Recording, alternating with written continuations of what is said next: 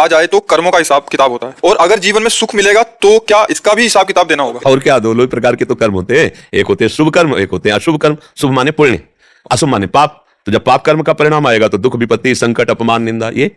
और जब पुण्य कर्म का फल आएगा तो सुख, प्रशंसा, मान सम्मान, जो सोचा हो गया पुण्य का। और इन्हीं दोनों में पूरा जीवन चलता है। कोई विशेष जो होता है वो इन दोनों की परवाह ना करके एक ऐसा महान कार्य करता है जो परमानंद प्रदान करता है, वो भजन। ये पुण्य और पाप ये केवल विनाशकारी ही है, इनमें लाभ नहीं। विनाशकारी मतलब आप बहुत बड़े पुण्य के स्वर्ग गए, वहां के सुख भोगे, फिर आके मृत्यु लोक में। लेकिन भगवान का भजन, भगवान की सेवा पूजा, भगवान की लीला कथा, ये अविनाशी है। ये शुभ अशुभ दोनों को मिटाकर परमानंद की प्राप्ति का। परमानंद और सुख दुख अंतर। सुख दुख मायाकृत, परमानंद ये त्रिगुणातीत मायातीत सुख है। ये मायातीत सुख प्राप्त करने के लिए हमें मनुष्य जन्म मिला है। खूब नाम जप करो, भगवत चर्चा करो, बड़े बूढ़ों की सेवा करो, सबका सम्मान की भावना रखो। अभी देखो हृदय शीतल हो जाएगा, पर इसके विपरीत चलता है। बड़े बूढ़ों का अपमान करना, अपने सुख की सोचना, दूसरे के सुख को छीनना, चाहे हिंसा क्यों ना करनी पड़े, बस फिर गलत हो जाता है, फिर गलत हो जाता है। देखो आप कहोगे कि हिंसा तो कोई बहुत ही राक्षस करता होगा। आप लोग हिंसा के स्वभाव को नहीं जान पा रहे। गर्भ में बच्चा पल रहा है, मुझे नहीं चाहिए, ये तुमने कोई ककड़ी कीड़ा समझ रखा है। उस गर्भ को पात करा दिया, नष्ट कर दिया। वो तुम्हारा बच्चा था, तुम्हारी गोद में आकर के वही मुस्कुराता। तुम्हारे जीवन में कितना बड़ा उसका अस्तित्व होता, चाहे बच्ची हो चाहे बच्चा हो। भगवान ने तुम्हारे ही कर्म के परिणाम स्वरूप उसे दिया था, उसे नष्ट कर। ये हिंसा मुझे अभी नहीं चाहिए, हटाओ उसको। तुम्हारे चाह से फिर तुमने वो क्रिया ही क्यों की जब तुम्हें चाह नहीं थी?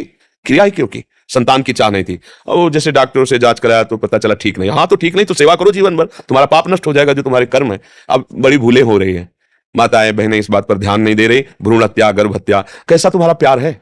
अगर वही बच्चा बाहर आंगन में खेलता हुआ के कोई थप्पड़ लगा दे तुम्हारी छाती पे लगेगा, तुमने बच्चे को मार कर, और वही बच्चा जो केवल तुम्हारे गर्भ रूपी आंगन में तुम्हारे ही आश्रित है और उसको तुम नष्ट करवा रहे हो, कैसा तुम्हारा हृदय है?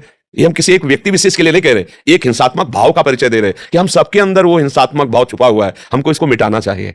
अब ऐसे ऐसे शब्द सुनने को मिलते हैं जिनसे ऐसा लगता है क्या मतलब बेटी, अरे बड़े बड़े संत महात्मा सब उसी शरीर का आश्रय लेकर पैदा होते हैं। माताओं बहनों के शरीर का आश्रय लेकर तो संत महात्मा पैदा होते। तुम किससे पैदा हुए हो? एक मां भी तो किसी की बेटी थी। अगर वो उसकी सुरक्षा ना करता तो आज तुम मां कैसे बन सकती? तुम पिता कैसे बन सकते? तो तुम्हारा क्या कर्तव्य है कि तुमने अगर ब्याह किया, संतान उत्पत्ति के मार्ग में चले हो, तो तुम्हारी जो भी संतान है वो किसी के धर्म का पालन करने वाली बनेगी। पुत्र है तो पत्नी लाएगा, तभी तो धर्म पूरा होगा।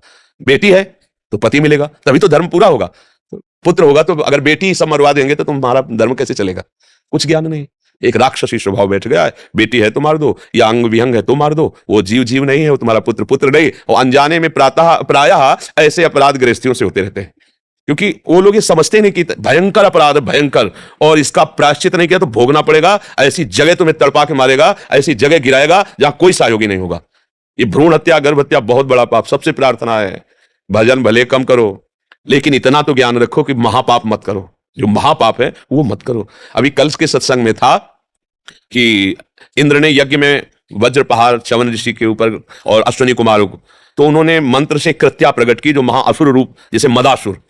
तो जब इंद्र मान गए विनय की, तो उस असुर ने कहा मुझे जिस हेतु पैदा किया है अब मैं व्यर्थ तो जाऊंगा नहीं, मुझे बोलो मैं किन का नाश करूं, क्योंकि मैं करूंगा, मैं इसलिए प्रकट हुआ हूं।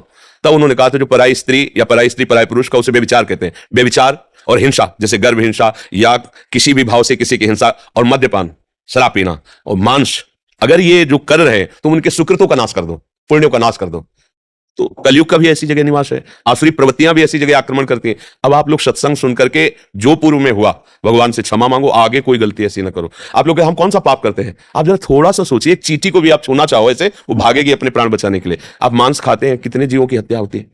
आप कैसे कैसे अपराध, शराब पीते हैं, ये कोई पेय पदार्थ है जिसको शास्त्र निषेध कर रहा है? वो राक्षसों के लिए, तुम राक्षस तो नहीं, तो उत्तम गति प्राप्त करने के लिए मनुष्यों ने प्राप्त किया है। अब ये भाषण किसको अच्छे लगेंगे? बाबा जी इसलिए बोल रहा है, तो फिर आप अपना जीवन देखो कहां गिरता चला जा रहा है, कहां गिरता चला जा रहा है। अरे जीवन मिला, खुद आनंदित हो, सबको आनंद प्रदान करो, और अंतिम जब तुम्हारा हो तो ऐसा हो कि फिर जिस माता के गर्भ में इस बार जन्म लिया है, अब उसे नीचे तो ना जाओ।